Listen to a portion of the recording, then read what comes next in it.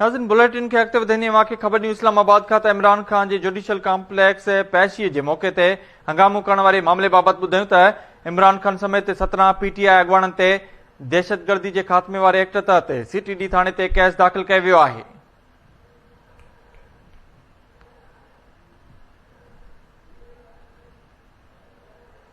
असद उमर, असद कैसर, फरक हबीब, अली नवाज़ ऐवान ऐं ॿियनि खे FIR में नामज़द कयो वियो आहे।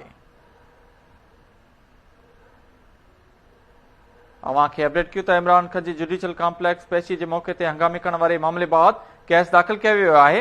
इमरान ख़ान समेत 17 PTI अॻवाननि ते दहशतगर्दी जे ख़ात्मे वारे एक्ट तहत CTD थाणे ते केस दाख़िल कयो वियो आहे।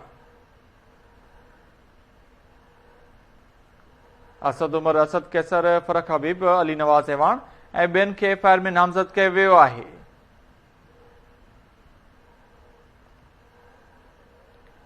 इमरान ख़ान जी जुडिशियल कॉम्प्लेक्स पेशी जे मौक़े हंगामे करण वारे मामले बाबति केस दाख़िल कयो वियो आहे।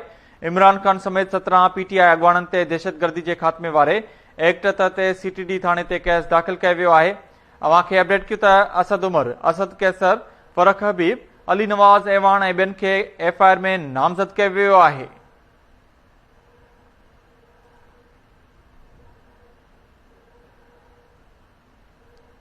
इमरान ख़ान जी जुडिशियल कॉम्प्लेक्स पेशी जे मौक़े ते हंगामे करण बाबति PTI अॻवाननि ते केस दाख़िल कयो वियो आहे। इमरान ख़ान समेत 17 PTI अॻवाननि ते दहशतगर्दी जे ख़ात्मे वारे एक्ट तहत CTD थाणे ते केस दाख़िल कयो वियो आहे। असद उमर, असद कैसर, फरक हबीब, अली नवाज़ ऐवान ऐं ॿियनि खे FIR में नामज़द कयो वियो आहे। इन हवाले सां वधीक तफ़सील एनालिसिस लाइन ते मौजूद आहे इस्लामाबाद मां KT न्यूज़ जो रिपोर्टर गुलाम रसूल कुंबर। जी गुलाम रसूल, अपडेट कजो।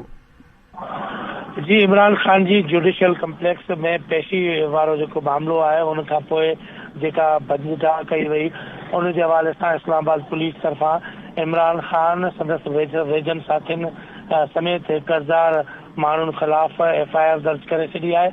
FIR में दहशतगर्दी जा कलम, फुल ऐं चोरी जा कलम बि लागू कया विया आहिनि। इमरान ख़ान सां गॾु संदसि 17 आम अॻवान जेके आहिनि उहे बि नामज़द कया विया आहिनि। FIR में ॼाणायो वियो आहे त इमरान ख़ान 3:30 वॻे दारे हुजूम सां गॾु जुडिशियल कॉम्प्लेक्स पहुतो ऐं साण गॾु मौजूदु हुजूम जुडिशियल कॉम्प्लेक्स जो चौधारी घेराव करे छॾियो, तोड़फोड़ कई, हमिलो कयो, पुलिस एहलकारनि खे नुक़सानु रसायो। पुलिस एहलकारनि, वकीलनि, आम माण्हुनि ऐं मीडिया जूं जेके गाॾियूं आहिनि उन्हनि खे नुक़सानु रसायो। अहिड़ी रीति जेके FIR में ॼाणायो वियो आहे त दहशतगर्दी जा कलम लागू कया विया आहिनि, सरकारी कम में मुदाख़लत जा कलम लागू कया विया आहिनि ऐं चयो वियो आहे त सरकारी मिल्कियत खे नुक़सानु पहुचायो वियो आहे। केस में अली नवाज़ ऐवान, आमिर महमूद कानी, असद उमर, फरक हबीब, उन सां गॾो गॾु असद उमर, उमर अयूब, जमशेद मुगल, अमीन अली गंडापुर ऐं एहसानुल्लाह न्याज़ी, आसिम शिबली फराज समेत आम अॻवान शामिल आहिनि। उन सां गॾो गॾु 1000 खां वधीक कारकुन जेके आहिनि उहे बि शामिल आहिनि। ॼाणायो वियो आहे त 17 जेके आहिनि उहे हिन वक़्तु पुलिस जी हिरासत में आहिनि।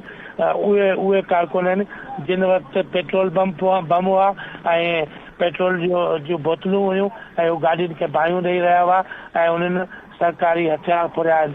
अहिड़ी 17 माण्हुनि जी गिरफ़्तारी ॼाणाई वई आहे। वधीक गिरफ़्तारी लाइ छापा हया पिया वञनि। जी, वॾी महिरबानी अपडेट करण लाइ गुलाम रसूल कुंबर।